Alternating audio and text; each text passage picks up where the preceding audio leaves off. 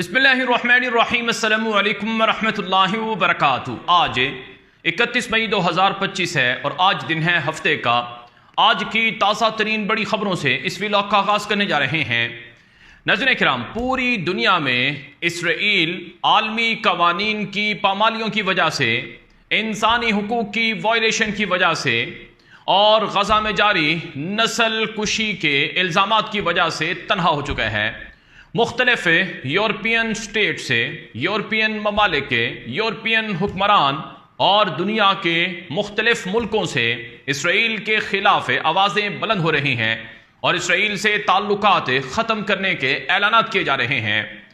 नाज़रीन किराम, यही नहीं, आज की बड़ी खबर आपके सामने रखूँगा कि फ्रांस ने जो फ़लस्तीनी रियासत को अमलन कायम करने का ऐलान किया है, उसके बाद इसराइल तिलमिला उठा है, बिफर गया है।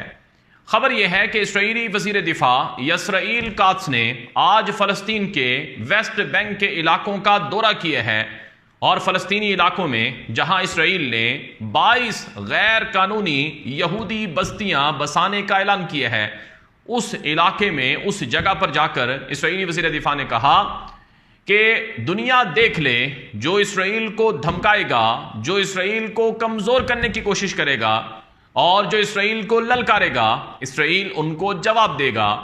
हमें ललकारने वाले अपनी आंखें खोलें कि वो हमें नहीं नुकसान पहुंचा रहे हैं, बल्कि वो उन शिद्दत पसंदों का, जिहादियों का साथ दे रहे हैं जो इसराइल के लिए ख़तरा हैं, यहाँ तक कि मुस्तकबिल में वो यूरोप के लिए भी ख़तरा हैं। ये इसराइली वज़ीर दिफा यसराइल कात्स ने फ़लस्तीन के अंदर 22 गैर कानूनी इसराइली यहूदियों के लिए बसाई जाने वाली बस्तियां, उन इलाकों के दौरे के मौके पर यह बात कही है। इसका मतलब क्या है कि इसराइल आलमी कानून को नहीं मानता है। बहरहाल नाज़रीन किराम, दुनिया में इसराइल तनहा हो रहा है। आज की मुख्तलिफ खबरें मेरे पास मौजूद हैं। स्पेन की मशहूर रियासत है, सूबा है कैटलोनिया। कैटलोनिया जो स्पेन की स्टेट है, उसके मातहत एक बड़ा मशहूर शहर है स्पेन का, जो आबादी के लिहाज से चौथा बड़ा शहर है स्पेन का और बड़ा कदीम शहर है। आपने नाम सुन रखा होगा बार्सिलोना या बार्सिलोना। ये जो बार्सिलोना है, ये तकरीबन 16 लाख से ज़्यादा आबादी का हामिल एक बड़ा शहर है स्पेन का, और अगर इसके आसपास के इलाकों को भी इसके साथ शामिल किया जाए तो 55 लाख आबादी बनती है और ये बड़ा अमीर तरीन शहर है। और 1.5 करोड़ दुनिया से लोग, जो टूरिस्ट हैं, सियाह हैं, वो इस शहर का विजिट करते हैं। इतना खूबसूरत और कदीम है। वैसे भी स्पेन के बारे में आप जानते हैं कि मुसलमानों की 780 साल तक हस्पानिया पर, स्पेन के इलाकों पर हुकूमत रही है। कुर्तबा, गरनाता, बार्सिलोना, अंदलुस, ये वो इलाके थे जहां पर मुसलमानों ने तकरीबन 8 सदियां हुकूमत की हैं और यहां से इल्म और हिकमत, साइंस और टेक्नोलॉजी और इंसानी जो दिमाग थे मुसलमानों के दौर में, वो यहाँ से पैदा हुए और उन्होंने दुनिया को आगे बढ़ाने में अपना किरदार अदा किया। बहरहाल एक पूरी तारीख है स्पेन और हस्पानिया की। यूरोप के कई ममालिक इसराइल के साथ ताल्लुकात ख़त्म करने का ऐलान कर रहे हैं। गज़ा में जारी इंसानी नस्ल कुशी के खिलाफ हो चुके हैं। यूरोपियन ममालिक में जो एक बड़ा मुल्क है वो स्पेन है। स्पेन के वज़ीर आज़म ने चंद दिन कबल इसराइल को एक जेनोसाइड स्टेट, नस्ल कुशी करने वाली रियासत करार दिया था।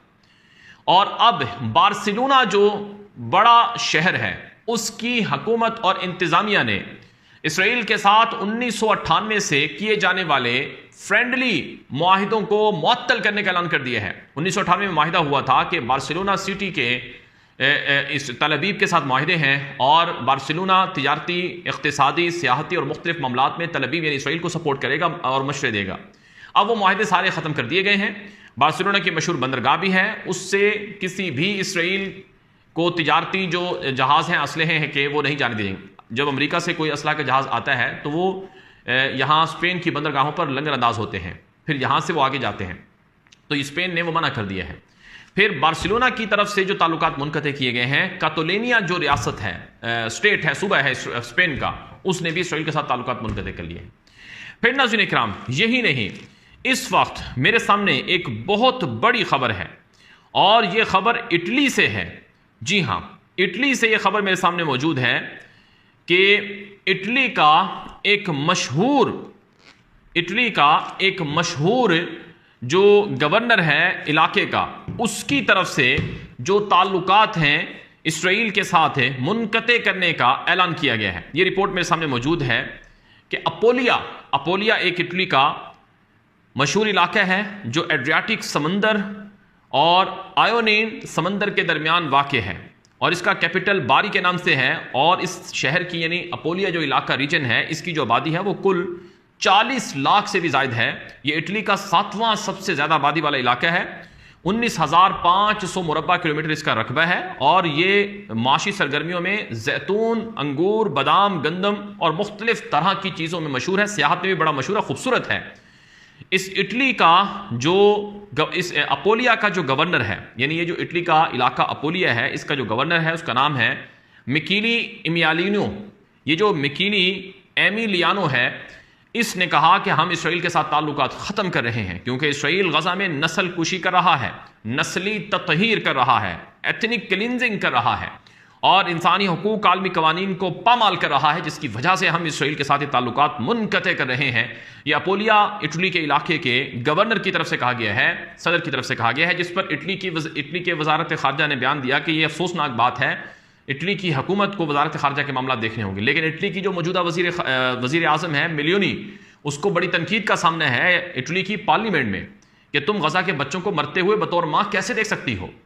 بہرحال عزیزان اکرام، صرف فرانس نہیں ہے، اسپین نہیں ہے، اٹلی نہیں ہے، بلکہ یورپ کے دیگر ممالک کی ایک طویل فہرست میرے سامنے موجود ہے، جس میں انہوں نے اسرائیل کے ساتھ تعلقات منقطع کرنے یا پابندیاں لگانے یا ان کے ساتھ لین دین کو معطل کر دیا ہے۔ مثلا آئرلینڈ کی حکومت نے مئی 2025 میں اسرائیلی مقبوضہ علاقوں سے تجارتی روابط پر پابندی عائد کرنے کے لیے قانون سازی کر دی ہے، اور اس کے علاوہ یورپی یونین EU اس نے مئی 2025 میں اسرائیل کے ساتھ اپنے تجارتی اور سیاسی معاہدے کا جائزہ لینے کا اعلان کیا ہے، خاص طور پر غزہ میں انسانی حقوق کی خلاف ورزیوں کے تناظر میں اسرائیل کو وارننگ دی ہے اور تعلقات ریویو کر کے ختم پابندیاں کرنے کا اعلان کیا ہے۔ برطانیہ نے مئی 2025 میں اسرائیل کے ساتھ آزاد تجارتی مذاکرات معطل کر دیے، غزہ میں اسرائیلی کارروائیوں اور انسانی امداد کی رکاوٹوں پر احتجاجاً اسرائیل کو اسلحہ کی فروخت بھی بند کرنے کی دھمکی دی ہے، اور UK کے جو وزیر خارجہ ہیں انہوں نے اعلان کیا ہے کہ ہم فلسطین کی ریاست کے قیام کے لیے عملاً ایک بہت بڑا کام کرنے جا رہے ہیں۔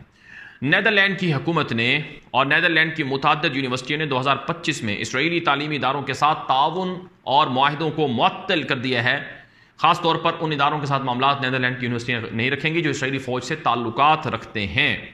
اس کے علاوہ دنیا کے کئی ممالک میں جیسے کہ بولیویا، یہ وہ ملک ہیں جو کل تک اسرائیل سے تعلقات رکھتے تھے، آج وہ اسرائیل سے تعلقات ختم کر چکے ہیں، جیسے کہ بولیویا ایک ملک ہے، اس نے سفارتی تعلقات اکتوبر 2023 میں اسرائیل کے ساتھ ختم کیے، کولمبیا نے تعلقات ختم کیے، اور بیلیز نے اسرائیل کے ساتھ تعلقات ختم کیے، نکاراگوا نے اسرائیل کے ساتھ تعلقات ختم کیے، اور اس کے ساتھ ساتھ مالدیپ اور سری لنکا اور دیگر ملکوں میں جہاں اسرائیلی ٹورسٹ جاتے تھے وہاں ان کی پابندیاں لگ گئیں، اور یہاں تک کہ دنیا بھر میں اسرائیلی فوجیوں کی گرفتاریوں کی بھی جو چیزیں ہیں وہ سامنے آئی ہیں۔ تو یہ وہ مسائل ہیں، یہ وہ چیزیں ہیں جس سے آپ یہ بات اچھی طرح سمجھ سکتے ہیں کہ عالمی سطح پر اسرائیل تنہا ہو چکا ہے۔ اب جرمنی کے وزیر خارجہ نے یہ بات کہی ہے کہ ہم اسرائیل کو مزید اسلحہ نہیں دے سکتے ہیں کیونکہ اسرائیل غزہ میں انسانی حقوق کی پامالیاں کر رہا ہے۔ جرمنی جیسا ملک جو اسرائیل کا امریکہ کے بعد دوسرا بڑا سپورٹر اور مددگار ہے، وہ بھی اب اسرائیل کی موجودہ حالیہ غزہ میں جاری انسانی نسل کشی کے معاملات پر وہ اپنی عوام کے ہاتھوں مجبور ہو چکا ہے۔ برلن کے اندر روزانہ احتجاج ہوتا ہے، برلن جو کیپٹل ہے جرمنی کا، وہاں پر لوگ سڑکوں پر نکلتے ہیں، وہاں جرمن نیشنل، وہ مسلمان نہیں ہے، وہ جرمن ہے، وہ غیر مسلم ہیں، وہ یہ کہتے ہیں کہ جرمنی کا قانون ہے، جینوسائڈ کنونشن ہے، اس کے تحت نسل کشی نہیں ہو سکتی ہے، یعنی ایک مطلوب شخص کو اگر اسرائیل نے پکڑنا ہے تو اس کی وجہ سے وہ 1000 لوگوں کو مار دے گا۔ غزہ میں جن سے ان کی اگر لڑائی یا دشمنی ہے تو اس کے بدلے میں وہ غزہ کے بچوں کو مار دے گا۔ یہ برلن کے اندر لوگ احتجاج کر رہے ہیں، اور اب جرمنی کی حکومت سے مطالبہ کیا جا رہا ہے کہ تم ایسا کیوں کر رہے ہو۔ عیسائیوں کے جو مذہبی روحانی پیشوا ہیں، پوپ لیو جو نئے پوپ بنے ہیں، انہوں نے 2 مرتبہ یہ اعلان کیا ہے اور مطالبہ کیا ہے کہ غزہ کی جنگ کو بند کر کے وہاں پر انسانی امداد جاری کی جائے، بچوں خواتین کی نسل کشی بند کی جائے۔ بہرحال عزیزان اکرام، یورپ اور دنیا بھر میں جو اسرائیل کی سفارتی سیاسی تنہائی ہے، اس پر تو اسرائیلی وزیر خارجہ جدون سائر خود بول چکا ہے کہ اگر ہم نے غزہ میں امدادی سامان یا امدادی جو سرگرمیاں ہیں ان کو بحال نہ کیا تو ہمارے لیے اور مسائل ہوں گے۔ لیکن بہرحال ظلم کا خاتمہ تو ہوتا ہے، اور سیلف ڈیفینس کے نام پر آپ باقی لوگوں کو تو نشانہ نہیں بنا سکتے ہیں۔ بہرحال میں آپ کے سامنے کچھ مزید خبریں بھی رکھوں گا۔ خبر ہے میرے پاس ہے، اسرائیل نے شام پر حملہ کر دیا ہے۔ شام کا لاسکیا ساحل سمندر کا علاقہ ہے جہاں پر گزشتہ رات اسرائیل کی بمباری ہوئی ہے۔ اسرائیلی وزیر دفاع نے کہا کہ جو بھی ہمارے لیے خطرہ بنے گا ہم اس کو ماریں گے، کسی گروپ کو استثناء نہیں دیں گے، کسی ملک کو، ریاست کو استثناء نہیں ہوگا۔ اسرائیل کے خلاف جو بھی جائے گا وہ ہمارے حملوں کا، ہمارے نشانوں کا، وہ ہدف کا، وہ ہم اس کو ٹارگٹ کریں گے، وہ ہم اس کو نشانہ بنائیں گے۔ پھر ناظرین کرام، ایک ایسے وقت میں آج کی خبر یہ ہے کہ جو سعودی وزیر خارجہ ہے فیصل بن فرحان، اس کو اسرائیل نے ویسٹ بینک کے اندر آنے والے وفد کے ہمراہ داخل ہونے سے روک دیا تھا۔ اب خبر آئی ہے کہ سعودی وزیر خارجہ وہ شام پہنچ گیا ہے، شام کے دورے پر پہنچا ہے، شامی حکومت کے ساتھ معاملات طے کرنے گیا ہے۔ شام اور سعودی عرب کے درمیان بڑی گہری انڈرسٹینڈنگ ہے، لیکن حالیہ دنوں میں یہ باتیں کہی جا رہی تھیں کہ شام اسرائیل کو تسلیم کرے گا، شام اور اسرائیل کے درمیان معاملات چل رہے ہیں جیسا کہ میڈیا پر آئے، ہم نے آپ کو بتایا۔ لیکن کل کی یہ خبر ہے کہ کنیترا شام کا ایک علاقہ ہے، جو اسرائیل کی فوجیں وہاں کنیترا میں گھسیں تو وہاں پر مقامی لوگوں نے اسرائیلی فوجیوں کی گاڑیوں کو پتھر مار کر بھگا دیا اور ان کے جھنڈے بھی انہوں نے پکڑ لیے، چھین لیے۔ تو اسرائیل کی عوام اپنی حکومت سے بھی یہ کہتی ہے کہ ہم کیسے، شام کی عوام اپنی حکومت سے یہ مطالبہ کرتی ہے کہ تم کیسے اسرائیل کے ساتھ تعلقات بنا سکتے ہو۔ پھر اسرائیل کا صرف شام پر حملہ نہیں ہوا، لبنان پر اسرائیل نے حملہ کیا ہے، اور اسرائیل دعویٰ کر رہا ہے کہ لبنان پر حملے میں حزب اللہ کا مقامی میزائلوں کا ایک بڑا کمانڈر تھا، وہ ہم نے مار دیے ہیں۔ روزانہ مسلسل لبنان پر اسرائیل کی جنگی کارروائیاں اور حملے جاری ہیں۔ پھر اس کے علاوہ ناظرین اکرام، ایران پر بھی اسرائیل حملوں کی مکمل پلاننگ کیے ہوئے ہے۔ امریکی صدر ٹرمپ کا کل بھی بیان آیا ہے ایران کے حوالے سے کہ ہم ایران پر بم مارنا نہیں چاہتے ہیں، ہمارا شوق نہیں ہے کہ ہم مشرق وسطیٰ میں ہر جگہ پر بم گرائیں اور ماریں اور تباہی پھیلائیں، ہم ایران کے ساتھ ڈیل چاہتے ہیں، سمجھوتا چاہتے ہیں۔ ایرانی وزیر خارجہ نے کہا کہ نیوکلیئر پروگرام کو مکمل ختم کرنا یا یورینیم کی انریچمنٹ کو، یورینیم کی افزودگی کو مکمل طور پر بند کر دینا، یہ ایران کے لیے ریڈ لائن ہے۔ ایران اپنے نیوکلیئر پروگرام کو مکمل طور پر بند نہیں کر سکتا ہے۔ اگر مذاکرات کرنے ہیں تو وہ سنجیدہ نوعیت کے ہوں اور وہ ایسی شرائط پر مبنی نہ ہوں جس سے ایران کی سلامتی اور خود مختاری کو چیلنج کیا جائے۔ اسرائیل پوری پلاننگ کر رہا ہے اور پوری تیاری کر رہا ہے ایران پر حملے کی، اور اسرائیل کی طرف سے امریکہ کو بار بار قائل کیا جا رہا ہے، لابنگ کی جا رہی ہے کہ بھائی ہمیں ایران پر حملہ کرنا چاہیے، ایران اس وقت بہت کمزور ہے۔ ایران کہتا ہے کہ اگر ہم پر حملہ ہوا تو پھر ہم مشرق وسطیٰ میں اینٹ سے اینٹ بجا دیں گے، جہاں جہاں امریکی فوجی اڈے ہیں، جو اسرائیل کی مدد کرے گا، جس ملک کی ایئر اسپیس سے وہ جہاز یا میزائل آئیں گے، ہم اس کو نشانہ بنائیں گے۔ تو بڑی کرٹیکل سچویشن ہے اس وقت ایران اور اسرائیل کے بیچ، اور امریکہ اور ایران کے بیچ جو مذاکرات ہیں ان کو بہرحال ایران ختم کروانا چاہتا ہے۔ ایران کسی بھی ڈیل اسرائیل ختم کروانا چاہتا ہے، اسرائیل کسی بھی ایران اور امریکہ کے درمیان ہونے والی ڈیل کا بڑا سخت مخالف ہے۔